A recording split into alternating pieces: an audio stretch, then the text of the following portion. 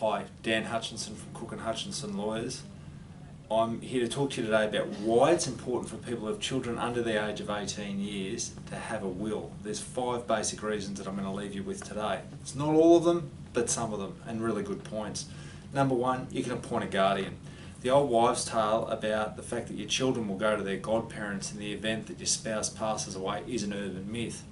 There's a section in the Succession Act, 61(c), that allows a parent or guardian to allow of a child to appoint by will a person to act as guardian of the child and effectively take over the role of being parent if you pass away.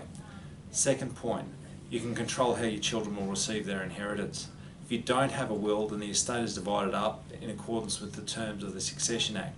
This means that your spouse will receive the first $150,000 from your estate, and if there's one child, half of the estate. If there's more than one child, then that spouse will only receive a third of the estate, and the balance will be divided up among your surviving children, even if they're under the age of 18 years. If you want your estate to pass to your spouse and not to be distributed to your children until they attain a certain age, then again, you need a will. Third thing, you can control what happens to you. By your will, you can leave instructions about whether or not you want to be an organ donor, whether or not you want to be buried or cremated. This is particularly important when you've got young children. You don't want squabbles amongst family members about what is going to happen to you when your children are already traumatised.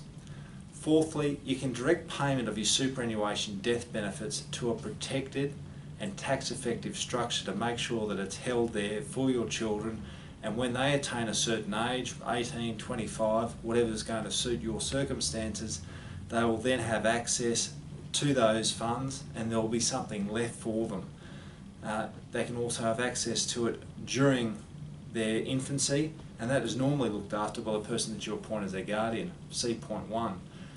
Fifthly, you can leave wishes about the future care of your children and things like where your children are going to go to school, who they're going to have contact with or not have contact with, and the different members of your family that you want your children to be involved in, and the type of child that you intended to rear.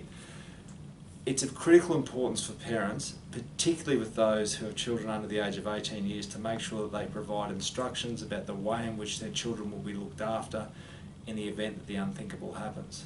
As always, we have fixed price solutions and we are more than willing to help you. So if you don't have a will and you have children who are under the age of 18 years, you really should give us a call now.